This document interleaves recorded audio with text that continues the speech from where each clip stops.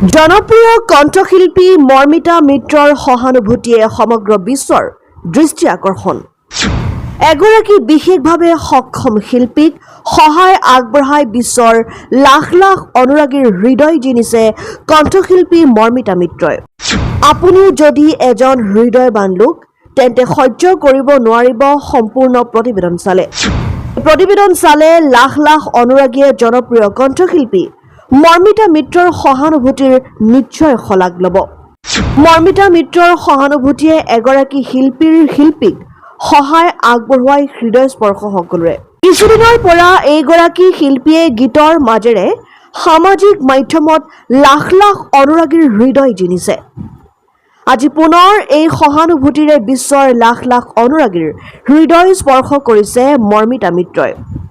চাওক সম্পূৰ্ণ প্ৰতিবেদন আৰু লগতে এটা শ্বেয়াৰ কৰি এইগৰাকী বিশেষভাৱে সক্ষম শিল্পীক কিয় জনপ্ৰিয় কণ্ঠশিল্পী মৰ্মিতা মিত্ৰই সহায় আগবঢ়াই লাখ লাখ অনুৰাগীৰ হৃদয় স্পৰ্শ কৰিবলৈ সক্ষম হৈছে।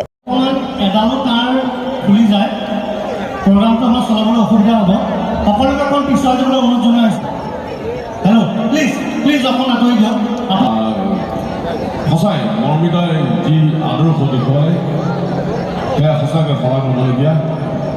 তেওঁ খালি মই সদায় ভগৱানৰ ওচৰত প্ৰাৰ্থনা কৰি থাকোঁ এনেকুৱা হ'ব নালাগে।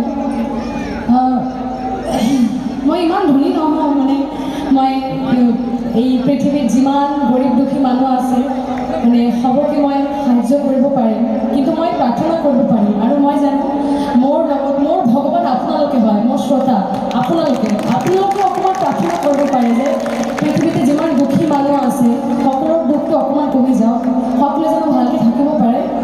আৰু লগতে মই এটা অকণমান সৰু এটা এমাউণ্ট 10,000 এইটো মই আজি শ্ৰৱণৰ কাৰণে ৰাখিছোঁ।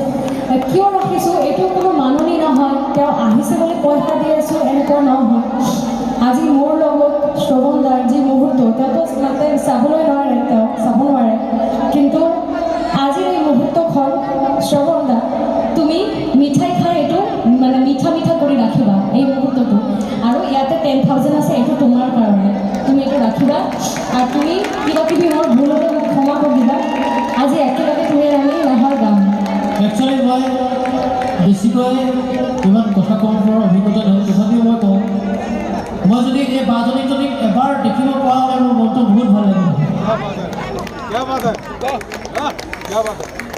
কিন্তু তথাপিও কওঁ মই অচিনাৰী গীতটো গাবলৈ এবাৰ চেষ্টা কৰিব আৰু তেনেকুৱা হয়।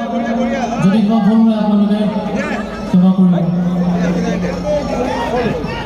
আজি সজাই মঞ্চৰ পৰা মঞ্চৰ পৰা এইটো ৰিকুৱেষ্ট কৰিলোঁ আৰু কমিটিৰ সকলো সদস্যক আকৌ ধন্যবাদ জ্ঞাপন কৰিলোঁ। আপোনালোকে ইমান সুন্দৰ এটা মুহূৰ্ত আমাৰ লগত আপোনালোকে ভাগ কৰি লৈছে, থেংক ইউ।